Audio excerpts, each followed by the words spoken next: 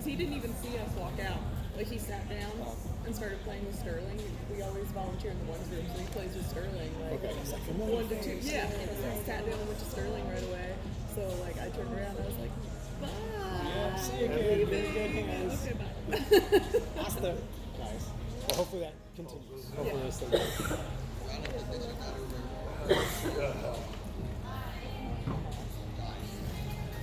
It's a break when you're not. I don't remember this week. Oh, Francisco.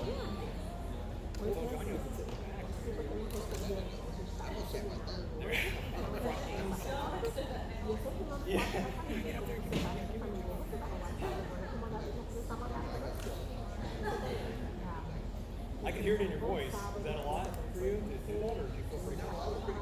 Okay.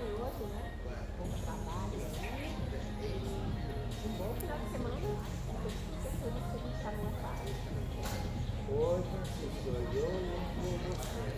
And you have to shuffle by now.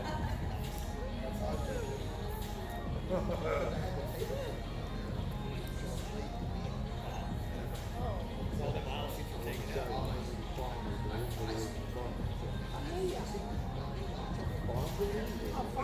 Yeah, I'm looking around now.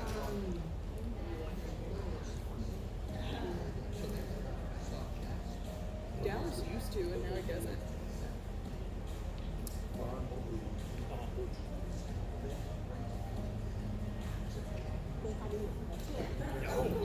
Yeah, actually. Dentro de você é caminho. Don't feel like two more.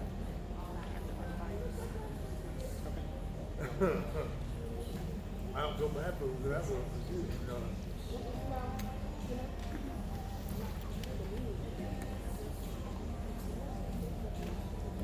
Yeah. Right.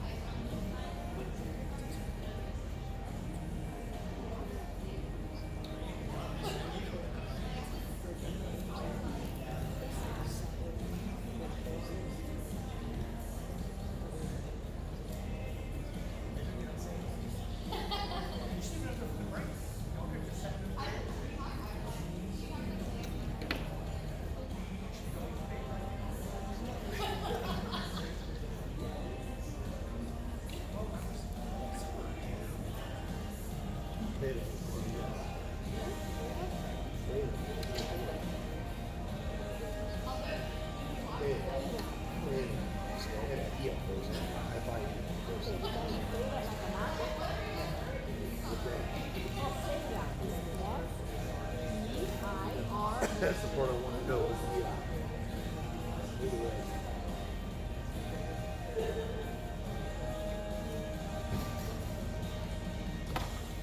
This is my funny question.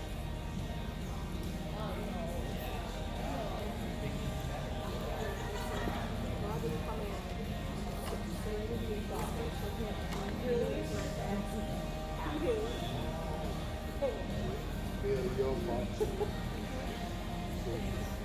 my funny question.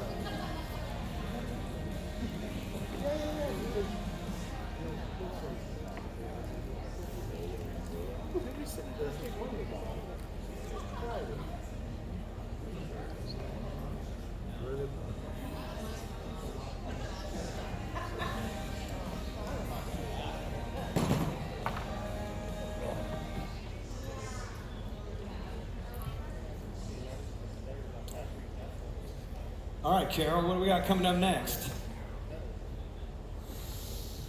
Well, we've got my microphone on. There we go. There you go.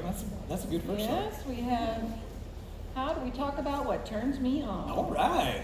All right. It's my favorite part. Let me do a little bit of an introduction, though, before we get started with our second half. I wanted to introduce my husband, and then you can introduce your wife. Okay, I can. We can own them. And, My husband is Ron Maxfield. We've been married for 26 years, and he's the senior adult minister at our church in Marlow. And so 26 years buys you something. Yeah, I mean, you spend a lot too. Yeah. So it better buy you something. That's a lot of money. So. That's so true. My wife's name is Ashley. She's super introverted, and so I'll call her out. She's sitting in the back there, and she's probably making her armpits sweat right now talking about it. We've been married for almost 8 years now, so nowhere near 26. There it goes. She's waving herself and sweating. Okay. 2 beautiful children, and she lets me do stuff like this, so she's pretty awesome. But yeah, because not everybody gets to do that. So. Oh yeah, I'm sure I used to mention I have 2 beautiful children. They're adults now. But, Okay. Why? Because I said something? that's Did I say right, something? yeah. I mean, we're going to compete here. Okay, so we know some vocabulary. We have almost a dialect, a language to speak some of these sexual conversations in our homes. We know that God's ordained this, God's created this, God owns this. We have good motivation to have these conversations. But yeah, so let's talk about how let's get specific. So how do we talk about what turns us on in our sexual relationships, yeah? Okay, Good. what's this? Well, back in the 50s, Masters and Johnson and a guy named Kinsey began to study sex. And over the period of time that they did this, and it was, if you ever want interesting reading, there's interesting reading about how they kind of came about to all these things that today that we use in sex therapy, but have changed because people are changing. But the thing that came out of this was this model right here, that there were these 4 elements of sexual arousal and response, and it was basically straight up and straight down. That everybody got excited, everybody had a plateau, everybody had an orgasm, and then everybody went downhill and had a resolution. Like riding a roller coaster. We're all Right. strapped in Straight for the up, ride. It pretty does much. what it does. And then, yeah. And that was the standard by which we functioned for years and years. And it seemed a little simple. I like simple. Simple is good. Okay. That's a But problem. as you know, women aren't simple. No. So here's what somebody's come up with recently for a women's sexual response cycle.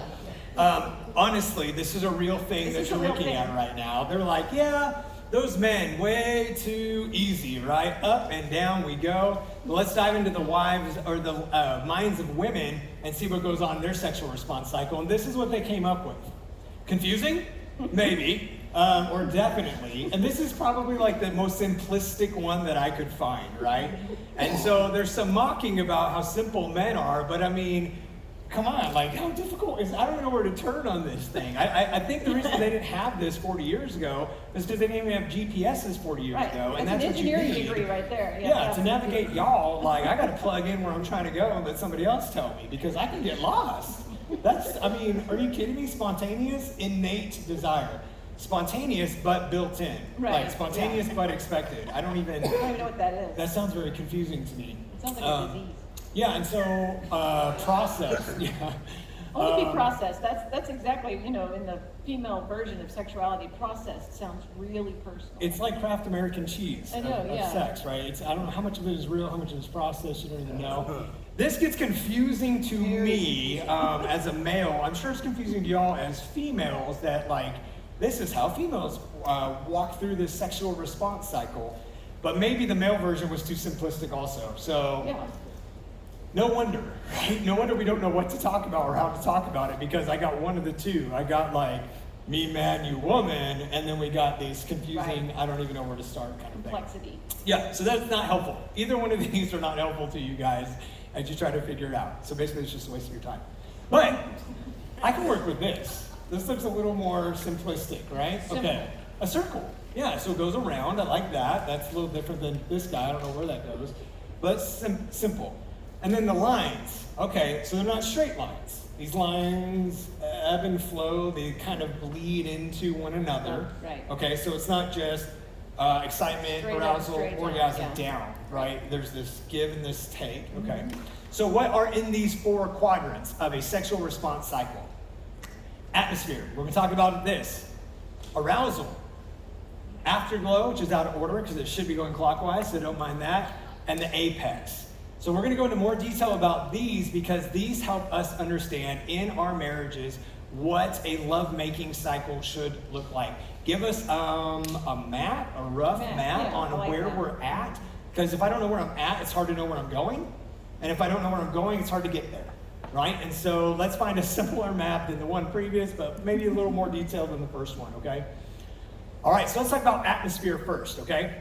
So atmosphere includes several different things into it, right? First let me tell you what it's not, I guess. Atmosphere, gentlemen, is not your wife dips into the bathroom for a second when you guys are about to go to bed. So you hurry up and find the candle and you light the candle and you got that going. And then you notice her essential oil diffusers in the room. So you're like, yeah, lavender. And what else does she like? And you're, Yeah, $4. Great, yeah, 8 drops ain't enough. So you just keep going. You pop up a little inconvenient cap and dump the whole thing in there. Get that bad boy going, right? You leave the little light on so there's mood lighting coming from the diffuser as well. And then you better strip down and get buck naked and be on that bed before she gets out of the bathroom. Atmosphere.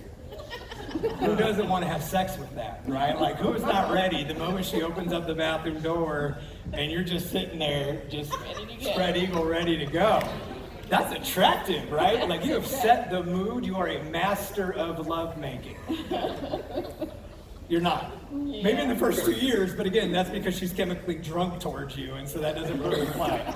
But after that, that may not be enough, okay? Atmosphere is bigger than a candle, okay? It's guys and females, this is important for both of you to know. Atmosphere includes things like energy, time, anticipation, and initiation. I'll get into each one of those a little bit more, okay? Energy is essential, right? For me to have an active and enjoyable lovemaking session with my spouse, if it's a quickie or if it's going to be an all-nighter, it takes energy. So if that means an extra nap, if that means not doing a certain chore around the house, if it means putting the kids down a little bit early, whatever that means, energy is one of the best gifts that you guys can give to your sexual relationship in your marriage, okay? Time. Time and energy are different, by the way, right? I can have all the energy in the world and no time, and I can have a whole lot of time at the end of my day and zero energy, right? Because I just spent it all throughout the day. I think, Jonathan, too, that energy piece is so important for women. You know, when we start talking about sex, and that's probably one of the first things that comes up in our mind is, ugh, I'm so tired. That's the first thing? It is. Oh, God.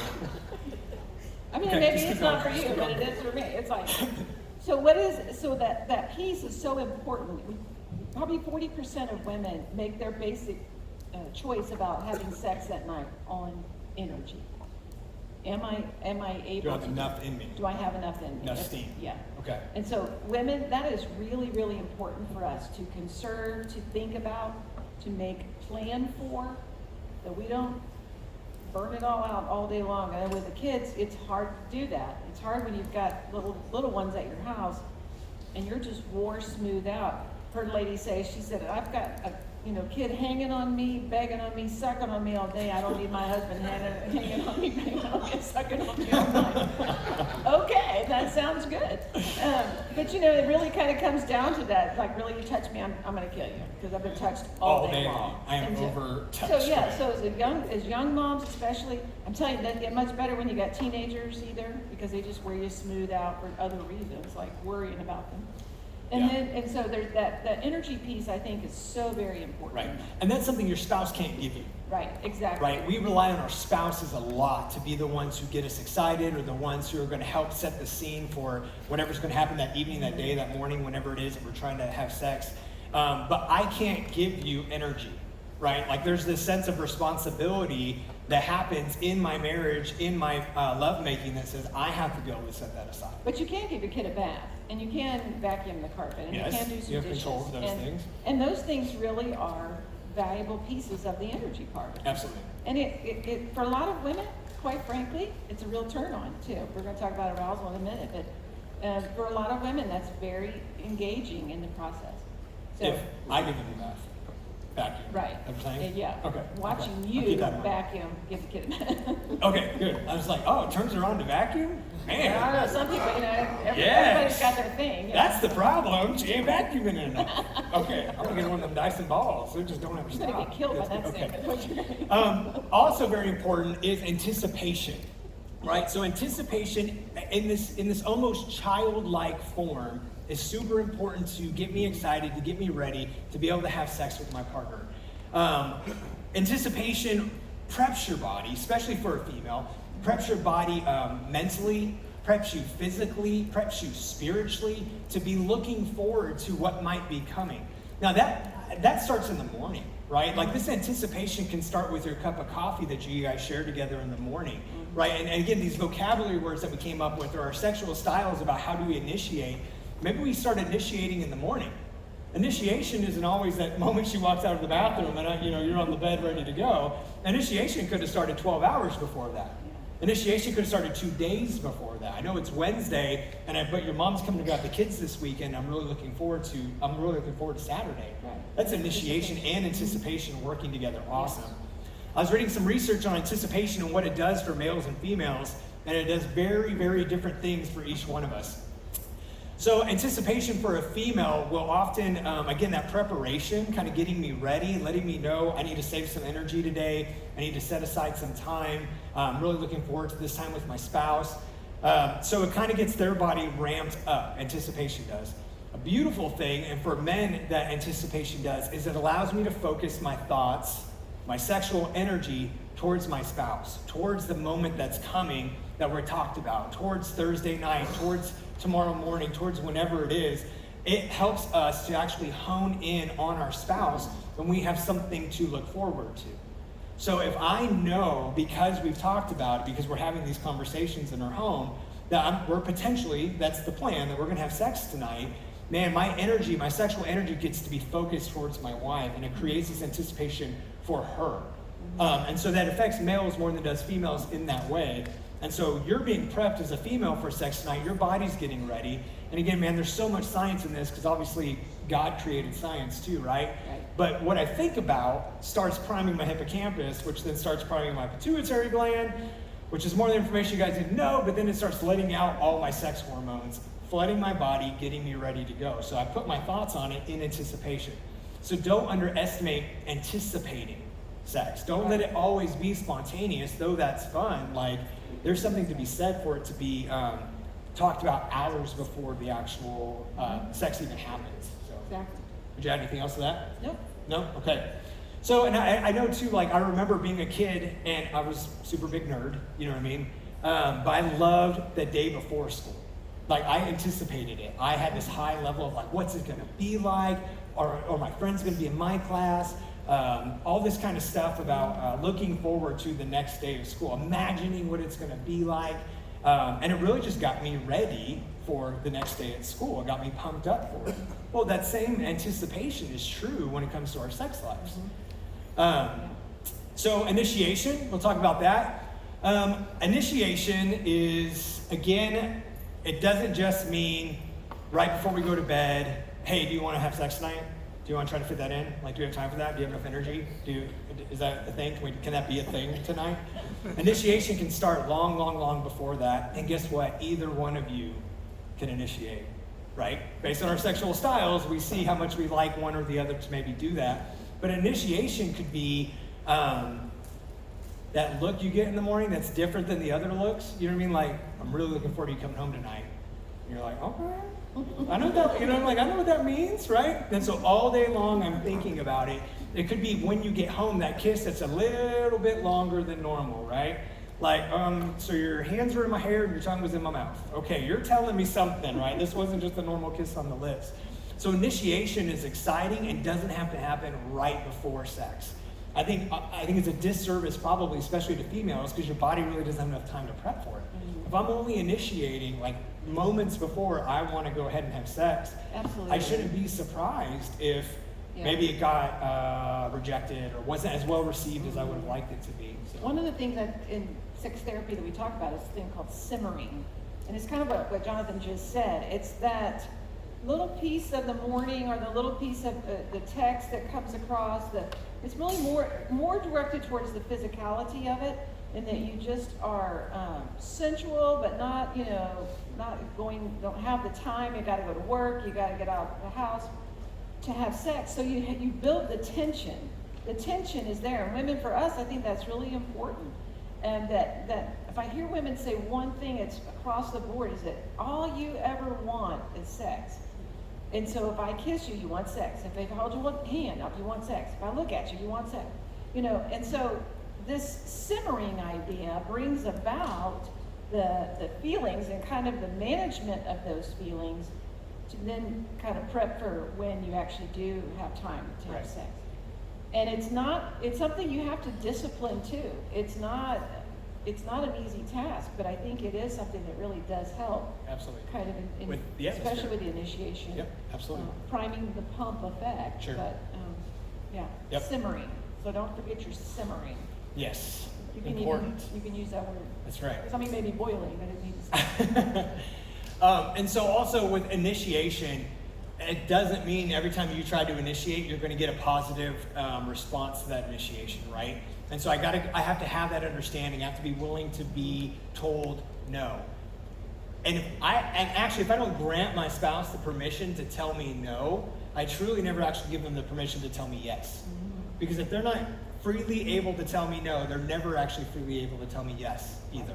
Right. And so I need to So be important. okay. It's a very vulnerable place to initiate, right? Like you're kind of putting yourself out there. But the no isn't a rejection of you. It could be a rejection of all these other things. I don't have the energy. I don't have the time right now, right? Right. But I need to. And often that's, I think, the way we can respond to that, because that initial rejection, probably different for different people, but we were talking about the research, that says that rejection for most people physically feels like a punch in the face, literally. Your body reads Right. rejection as a physical punch in the face. Yep. They'll hook people up to an fMRI and they'll watch, And they'll watch social it happen. rejection versus physical pain. Yes. It's the exact same spot response, in your right. brain that lights up. And isn't that amazing? And so maybe the way to try to kind of soften that sometimes is not tonight, how about tomorrow? Or how about lunchtime this or this way? Making plans to make that happen Yep. rather than just saying no and cutting it off. Yep. And just to speak to that, the idea of initiation is that last line, speak assertively. You can ask for the things that you think you want to ask for. That's okay, but listen empathically. Listen with an understanding that if they say no, there might be a pretty good reason for it. So just have empathy.